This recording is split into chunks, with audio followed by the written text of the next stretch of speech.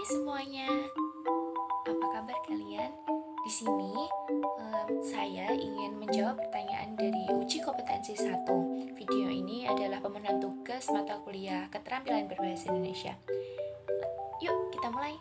Pertanyaan yang pertama, jelaskan berdasarkan temuan mahasiswa di lapangan, faktor apa saja yang menyebabkan terjadinya kesalahan penulisan ejaan. Berikan contoh kesalahan ejaan yang sering muncul.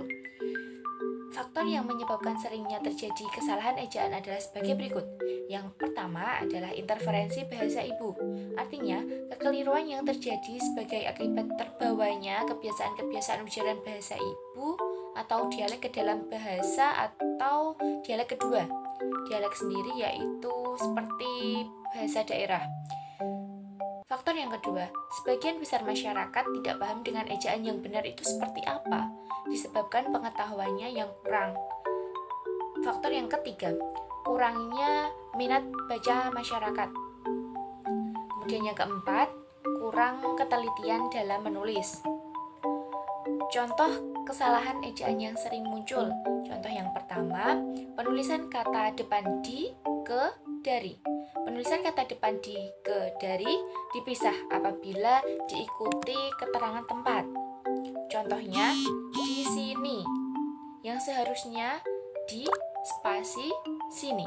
Kemudian ke depan yang seharusnya ke spasi depan. Kemudian contoh kesalahan ejaan yang kedua yaitu huruf kapital untuk huruf pertama petikan langsung. Contohnya, sekarang aku sedang sibuk, katanya. Yang ketiga, huruf kapital dipakai sebagai huruf pertama nama bangsa, suku bangsa, dan bahasa. Contohnya di sini adalah bangsa Indonesia. Huruf B pada bangsa menggunakan huruf kecil, sedangkan huruf I pada Indonesia menggunakan huruf kapital. Begitu juga contoh yang kedua yaitu bahasa Inggris. Pertanyaan yang kedua, bagaimana langkah membedakan kutipan langsung dan kutipan tidak langsung dalam proses pengutipan? Jelaskan dan berikan contohnya. Perbedaan kutipan langsung dan kutipan tidak langsung dalam proses pengutipan yaitu sebagai berikut. Yang pertama adalah kutipan langsung. Kutipan langsung memiliki ciri-ciri kutipan sama dengan aslinya, artinya tidak mengalami perubahan terhadap teks yang dikutip. Jadi yang kedua, apabila ada bagian kata-kata kutipan yang sengaja dihilangkan, maka digunakan titik berspasi, titik 3 berspasi. Contohnya, titik, hal itu memiliki makan, kemudian sik yang ambigu. Nah, sik sendiri memiliki arti kesalahan dari naskah asli yang dikutip dan penulis atau pengutip tidak bertanggung jawab atas kesalahan tersebut, jadi ditulis asli. Kemudian ciri yang ketiga, membubuhkan sumber kutipan dengan menggunakan sistem APA, MLA, maupun sistem berlaku lainnya. Ciri yang keempat, kutipan diapit dengan tanda kutip atau petik 2. Contohnya sebagai berikut. Siswanto dalam kurung tahun terbit titik 2 halaman menegaskan keputusan ilmiah merupakan sebuah kemungkinan atau probabilitas sehingga bukan suatu kebenaran yang mutlak. Kalimat ini diapit oleh tanda petik. Yang kedua adalah kutipan tidak langsung. Ciri-ciri kutipan tidak langsung adalah teks yang dikutip mengalami perubahan karena kutipan tidak langsung dapat berupa ringkasan penulis terhadap suatu teks yang dikemukakan dengan bahasa pendapatnya sendiri. Ciri yang kedua yaitu kutipan tidak diapit dengan tanda kutip atau petik 2. Yang ketiga, ide pokok pikiran atau pendapat yang dikutip tidak mengalami sebuah perubahan. Contohnya adalah sebagai berikut. Di contoh, kalimat tidak diapit oleh tanda petik karena Ciri dari kutipan tidak langsung adalah teks yang dikutip itu bisa mengalami perubahan. Pertanyaan yang ketiga, apa perbedaan dari biografi dan bibliografi? Jelaskan disertai dengan contohnya. Di sini, biografi dan bibliografi sangatlah berbeda. Berikut adalah perbedaan dari keduanya.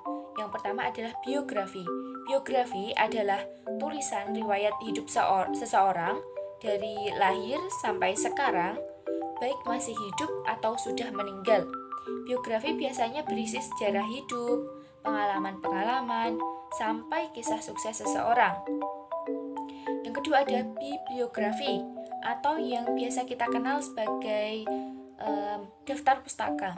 Adalah sebuah daftar yang berisi judul buku, artikel-artikel, dan bahan-bahan penerbitan lainnya yang memiliki pertalian dengan sebuah karangan atau sebagian dari karangan yang sedang dikerjakan. Contoh biografi di sini adalah biografi mengenai Kiai Haji Hashim Asy'ari. Kemudian contoh bibliografi adalah sebagai berikut. Ansori, Muhammad 2003 pengantar bisnis Rembang 2 Yayasan Adi Gama. Pertanyaan yang keempat, apa perbedaan makna antara kata pukul dan jam jika dilihat dari penggunaan untuk menunjukkan kata pergantian waktu? Jelaskan disertai dengan contoh kalimatnya. Bagi orang awam, penggunaan kata jam dan pukul dalam pergantian waktu itu sama saja. Padahal sebenarnya kedua kata tersebut berbeda dalam hal penggunaannya. Yang pertama adalah kata jam. Kata jam mengandung arti masa atau jangka waktu dan benda penunjuk waktu. Di sini contohnya, jarak tempuh Pati Kudus dengan sepeda motor sekitar 1 jam. Kemudian yang kedua adalah kata pukul. Kata pukul berarti saat atau waktu. Kata tersebut dipakai saat menyatakan waktu tertentu dalam satu hari yang disertai jam dan menit. Contohnya, rapat pada hari Kamis dimulai pukul 09.00. Pertanyaan yang kelima, bahasa berdasarkan hakikatnya merupakan sistem bunyi bermakna. Jelaskan pernyataan tersebut dan apa kaitannya antara sistem bunyi bermakna dengan penggunaan bahasa. Bahasa itu berupa bunyi, artinya sesuatu yang dihasilkan oleh alat ucap manusia. Bunyi tersebut disebut dengan fonem. Bahasa merupakan bunyi yang harus disusun berdasarkan kebahasaan yang telah disepakati oleh masyarakat. Dengan bahasa, bunyi tersebut bermakna dan dapat dipahami oleh orang lain. Pertanyaan yang ketiga, mengapa sering terjadi kesalahan penulisan tanda koma? Jelaskan disertai 5 contoh kesalahan tersebut. Jawabannya, tanda koma sering salah penggunaannya pada kondisi berikut ini. Kondisi yang pertama yaitu pemisah unsur rincian dalam kalimat. Pada rincian terakhir yang biasanya diikuti kata hubung dan sebelumnya tetap diberi tanda koma. Contohnya, di toko buku saya membeli buku tulis, buku gambar, pensil dan ballpoint. Contoh ini salah. Yang benar yaitu di toko buku, saya membeli buku tulis, buku gambar, pensil, dan ballpoint.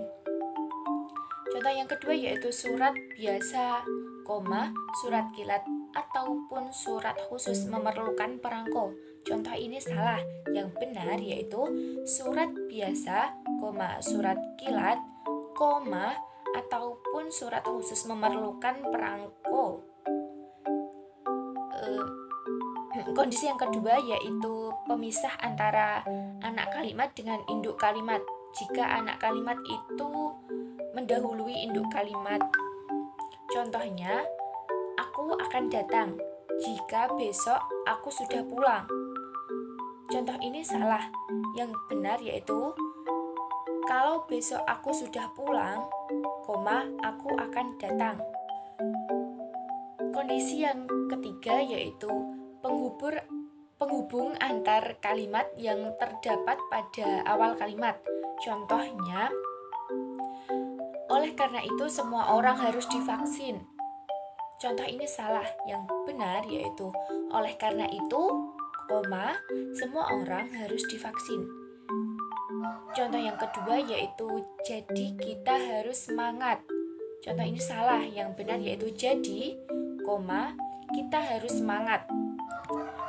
Pertanyaan yang ketujuh, apa perbedaan dari makna tanda titik dua dengan titik koma? Jelaskan disertai dua contoh penggunaan tanda tersebut dengan benar. Tanda titik dua. Tanda titik dua digunakan untuk menjelaskan perincian. Namun, tanda titik dua tidak bisa menggantikan konjungsi, tetapi dia memiliki fungsi sendiri. Antara lain, tanda titik dua dipakai pada akhir suatu pernyataan lengkap yang diikuti perincian atau penjelasan. Contohnya, kita sekarang memerlukan alat kebersihan. Titik dua, sapu, kemoceng, dan lap. Contoh yang kedua, para warga itu mengejarnya, dan saat pelaku itu tertangkap, ia hanya memiliki dua pilihan. Titik dua, bertarung atau dibawa ke kantor polisi. Selanjutnya adalah tanda titik koma. Tanda titik koma bisa menggantikan konjungsi untuk memisahkan kalimat setara yang satu dengan kalimat setara yang lain di dalam kalimat majemuk. Contoh dari tanda titik koma ini ya, yang pertama, malam semakin larut, titik koma, ayah juga belum pulang. Contoh yang kedua, ayah mencuci mobil, titik koma, ibu membersihkan dapur, titik koma, adik menyapu lantai, titik koma, saya menyapu halaman. Pertanyaan yang ke-8. Jelaskan mengapa sering terjadi kesalahan penulisan huruf miring. Berikan dua contoh kesalahan tersebut disertai dengan pembenarannya. Kurangnya pemahaman dalam penggunaan huruf miring merupakan alasan mengapa masih terjadi kesalahan dalam penulisan huruf miring. Huruf miring biasanya dipakai untuk menunjukkan istilah-istilah bahasa asing. Huruf miring juga dipakai dalam penulisan judul buku, nama koran, atau media pers. Selain itu, huruf miring juga dipakai untuk menegaskan atau mengkhususkan huruf, bagian kata, atau kelompok kata. Contohnya, nama ilmiah padi ialah Oryza sativa. Di sini, Oryza sativa merupakan bahasa ilmiah, jadi penulisannya harus menggunakan huruf miring. Yang kedua adalah surat kabar Suara Merdeka. Nah, Suara Merdeka di sini merupakan nama suatu media, jadi harus menggunakan huruf miring. Pertanyaan yang ke-9, jelaskan bentuk kesalahan penulisan konsonan dan vokal pada karya tulis ilmiah. Berikan contoh kesalahan tersebut disertai dengan pembenarannya. Kesalahan penulisan huruf konsonan dan vokal biasanya dipengaruhi oleh kata baku dan tidak baku, adanya pengurangan kata, serta adanya penambahan kata. Contoh yang pertama, kesalahan penulisan huruf vokal. Contohnya, apotik yang seharusnya apotek. Kemudian yang kedua, hakikat seharusnya hakikat. Contoh selanjutnya, antri seharusnya antre. Kemudian contoh yang terakhir, materai yang seharusnya meterai. Yang kedua yaitu kesalahan penulisan huruf konsonan. Contoh yang pertama adalah azas yang seharusnya asas. Contoh yang kedua, aktif yang seharusnya aktif, dan contoh yang terakhir, aktivitas menggunakan F yang seharusnya aktivitas menggunakan V. Nah, itulah jawaban dari uji kompetensi 1. Terima kasih karena sudah menyaksikan.